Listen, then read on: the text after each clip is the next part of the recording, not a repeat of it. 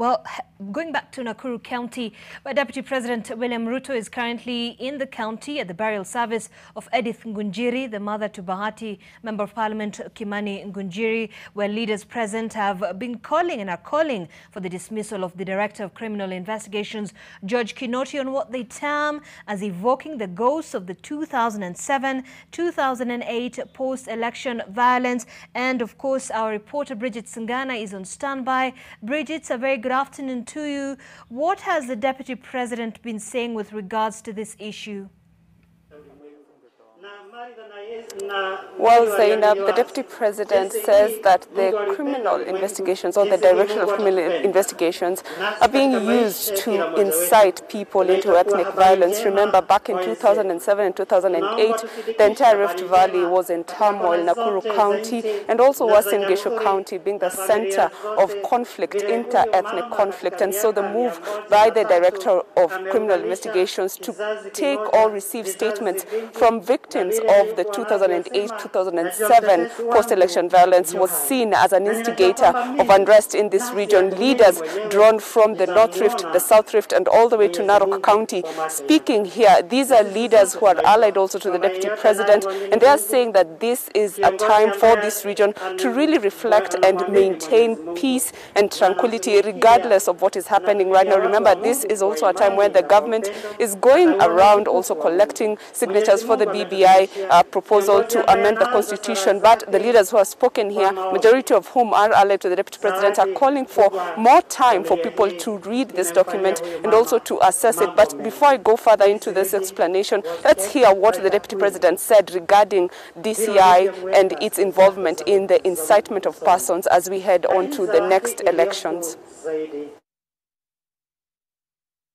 Hawa wafanyikazi wa serikali wanaotumika badala ya kupigana na uhalifu, wamewacha kazi ya kupigana na uhalifu, sasa wanafanya kazi ya siasa ya kuturudisha, kuchochea ukabila ili kuwe na hofu, ili kupiganisha wananchi.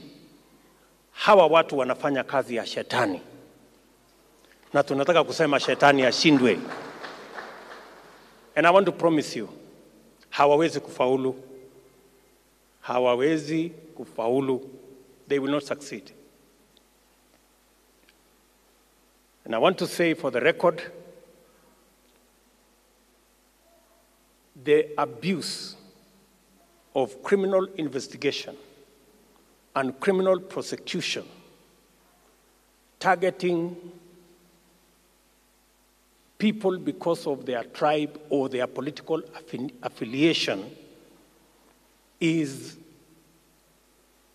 the wrong thing to do. But it is worse if criminal investigation and criminal prosecutions are used to incite ethnic hate and tribalism in our nation. I want to ask public officers charged with the responsibility of doing the job of protecting our country not to use those offices for the wrong things.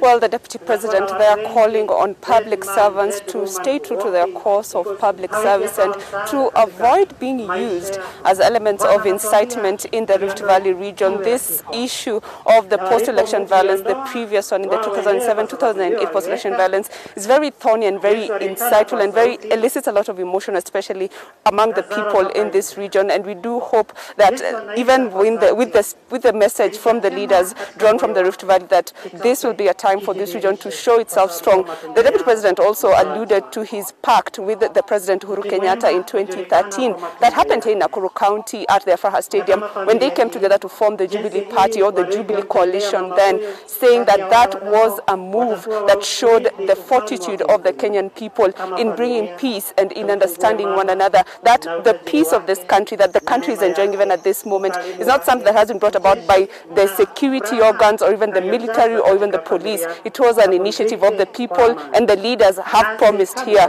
to lead from the front in ensuring that this time this region will ensure that it will be peaceful during this time, even during the elections and even afterwards, that is in 2022.